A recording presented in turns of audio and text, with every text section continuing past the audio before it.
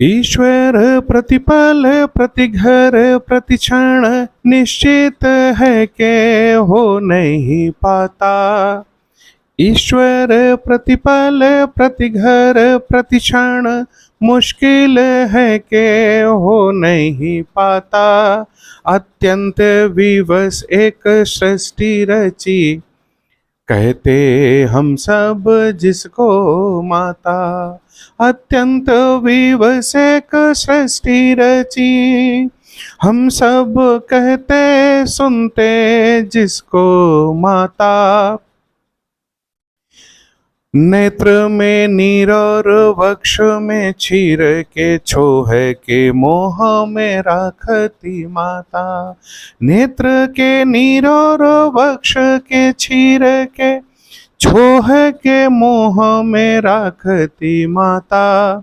लोकेंद्र त्रैलोक्य के जीवन दाता, बिनु माता यहाँ आ नहीं पाता। लोकेंद्र त्रैलोक्य का जीवन दाता, बिनु माता यहाँ आ नहीं पाता। बिनु माता यहाँ आ नहीं पाता। ईश्वर प्रतिपल प्रतिघर प्रतिक्षण निश्चित है कि हो नहीं पाता। निश्चित है कि हो नहीं पाता। मातृ दिवस की अनंत शुभकामनाएं। सभी के जीवन में शुभ हो, मंगलमय हो और आयु की, धन समृद्धि की वृद्धि हो। सबकी माताओं का आशीर्वाद सभी बच्चों पर बना रहे। आज माँ वीणा पाणी की कृपा से ऐसी प्रेरणा हुई कि मैं एक छंद लिखूं और आपको समर्पित करूं। तो मैंने एक छंद की रचना की कि जिसका भाव है कि ईश्वर एक समय में इतने सारे घरों में नहीं हो सकता। शायद ईश्वर की अपनी मजबूरी रही होगी, तो उन्होंने एक प्लान किया, अत्यंत विवश एक सृष्टि सर्जी, एक सृष्टि का सृजन किया, जिस सृष्टि में उन्होंने माँ को बनाया। तो हर घर में जो माँ है वो ईश्वर का ही प्रतिबिंब है, ईश्वर का ही एक स्वरूप है जो हर समय हम लोगों के साथ रहती है। और बड़ी अद्भुत कहानी है। नेत्रों में नीर और वक्ष में क्षीर, आंखों में नीर जल है, वह शक्सल में माँ के दुग्ध है जो जीवन दान देता है, जीवन दाता है। एक बच्चा जन्म लेता है तो मुंह में दांत नहीं होते हैं, कुछ खा नहीं सकता।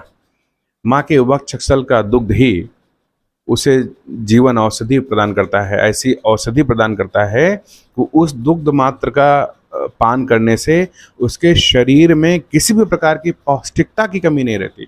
सारे पोषक तत्व उस दुग्ध में पाए जाते हैं। ऐसा छोह और इतना मोह करके माँ अपने बच्चे को रखती है कि शायद ही कोई बिरला जन ही हो जो रखता हो। कभी ईश्वर का भी मन करता है कि कभी वो माँ की गोद में खेले, माँ के आंचल का दूध पिए, तो उसको भी पृथ्वी पर आना पड़ता है। और पृथ्वी पर आने के लिए, संसार में आने के लिए उसको भी एक माँ की आवश्यकता पड़ती है। उसको भी एक माँ के गर्भ से होकर के ही आना पड़ता है। उसको भी एक माँ के प्यार की आवश्यकता है, माँ के प्रेम के, माँ के स्नेह की, माँ के दुग्धपान की आवश्यकता है। तो ऐसे ईश्वर स्वरूप जिसमें हम हमेशा भगवान का, अपने अधिष्ठात्री देवी का दर्शन करते हैं, ऐसी माँ को कोटि कोटि प्रणाम, कोटि कोटि वंदन। इन्हीं शब्दों के साथ मातृ दिवस की अनंत शुभकामनाएं। ऐसे ही रचनाओं के लिए आप हमारे चैनल को सब्सक्राइब अवश्य कर लें। इसमें मैं स्वरचित कविताएं तो प्रस्तुत करता हूँ, साथ ही जो ऐसे विद्वान हुए हैं हिंदी जगत के, जिनकी कालजयी रचनाएं हैं, उनकी रचनाओं को भी मैं समय समय पर प्रस्तुत करता रहूँगा। गायन के माध्यम से, व्याख्या के माध्यम से, वाचन के माध्यम से और पाठन के माध्यम से। Okay, so stay tuned, keep in touch.